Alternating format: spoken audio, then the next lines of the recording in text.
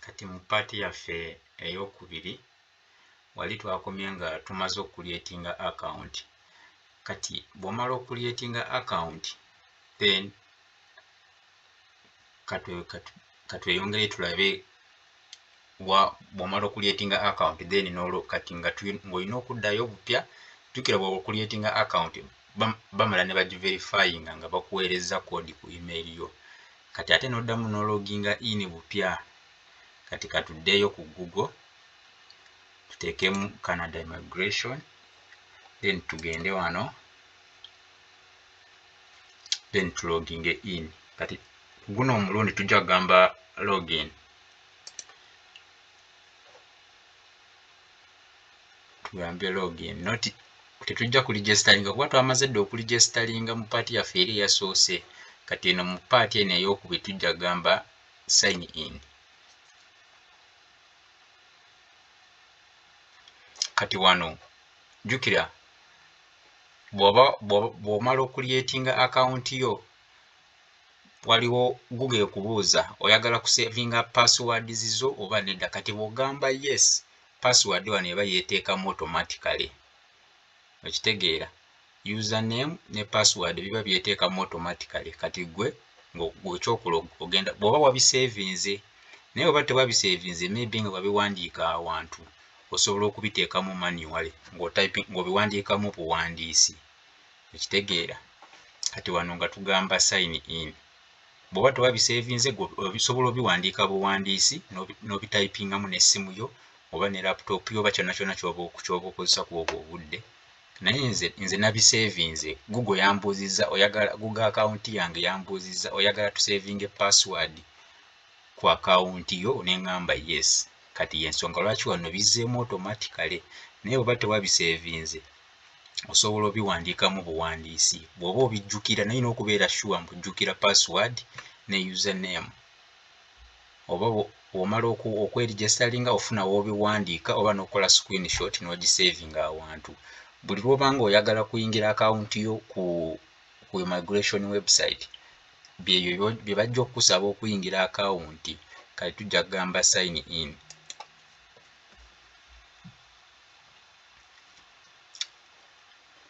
Welcome. Kati wano bakwaniriza then ne tugamba continue.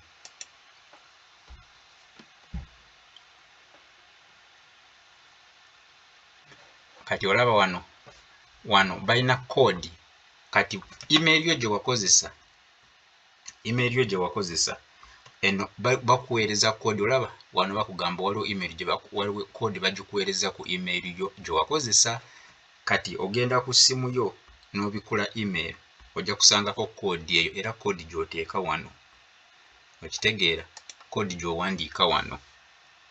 Ogenda mu ssimu yo n'obikula email n'ogikopinga n'ogipestinga wano oba n'ogiwandiikamu buwandiisi. Kati nze yeno code gye nfunye ku ssimu ku email yange oba ku email gye nkozesezza wano. Okitegeera, kati yeno ne ngiteekamu ne ngamba continue. Kati olaba, kati wano ne tugamba continue, you have successfully completed the two-factor also. Kati wano ne tugenda continue.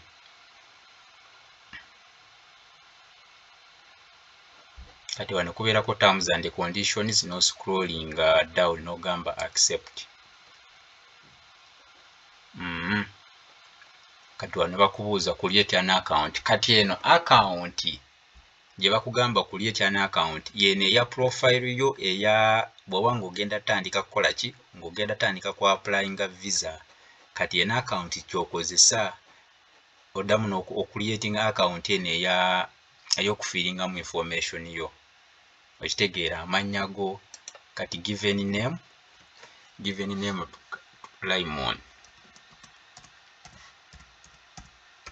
Raymond. Last name no given name katuteekeko Mukwaya. Eyandibadde nga surname.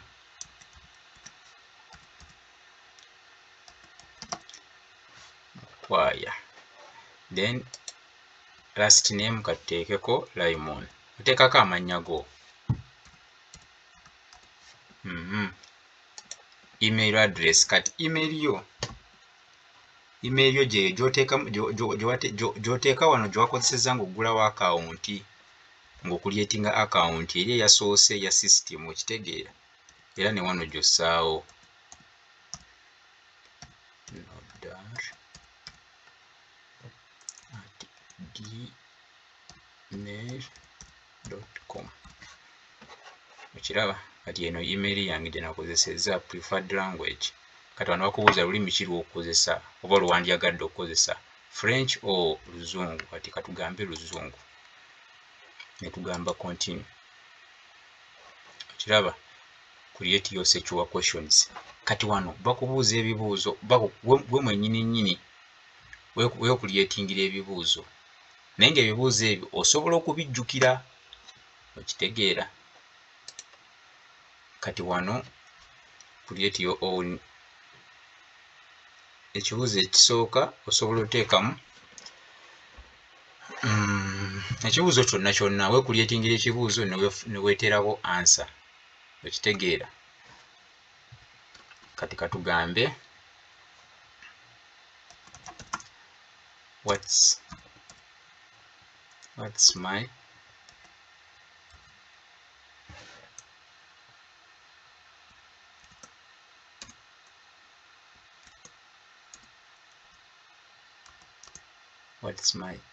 ex's name. Kati n'oteekako erinnya lye, n'oddamu ekibuuzo.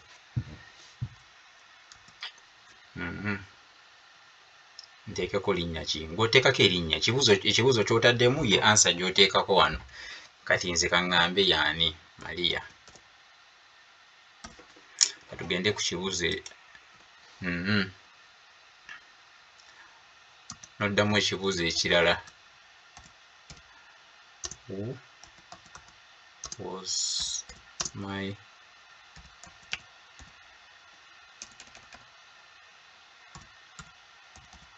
high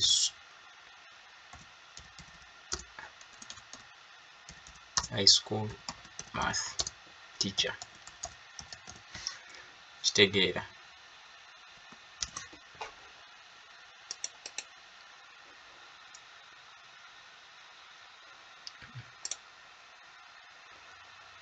Kati wano n'oddamu ekibuuzo, kitegeera. Kanteekeko John.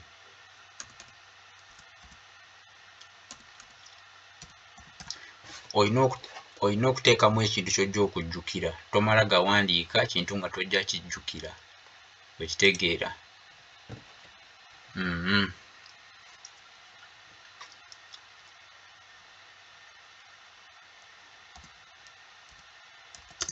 How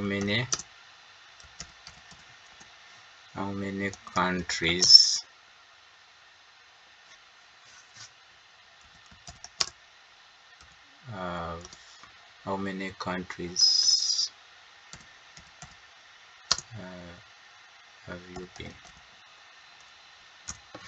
Kati wanooteekako maybe ensi zonna n'oddamu ekibuuzo nga bw'owulira bw'okyagala, naye ng'omanyi ojja kujjukira answer ezo, kuba waliwo ekiseera bwe kituuka nga omulundi oguddako ng'oyagala kuloginga in ne bakubuuza yo security questions. Kati bayinza okupingamu ebibuuzo nga 2 ne bakugamba ani yali ex wo. Kati olina okubeera ng'ojjukira. Oba ne bakubuuza ani yali high school teacher wa mathematics. Kati gwe n'oteekamu answer.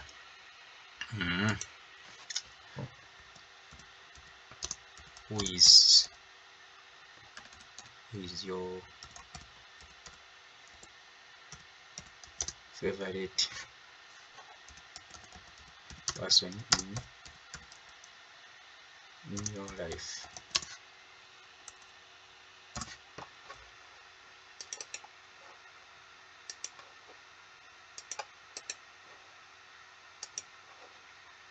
Kati osobola oteekako mother, kyonna ky'oyagala.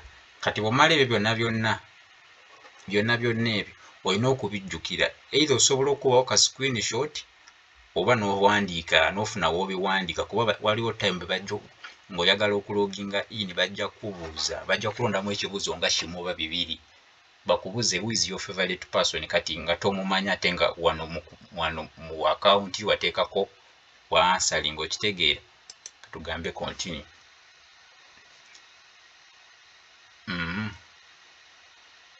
Provide the necessary information below to continue.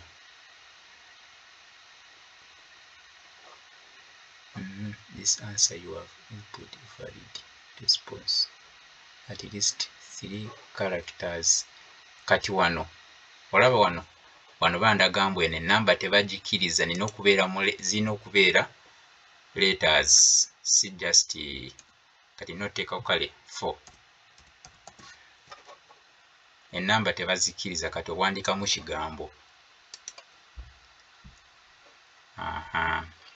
Kati wano bakutwala kuki? Wano bw'omala okuliyetinga ekyo bakulaga view the applications you submitted.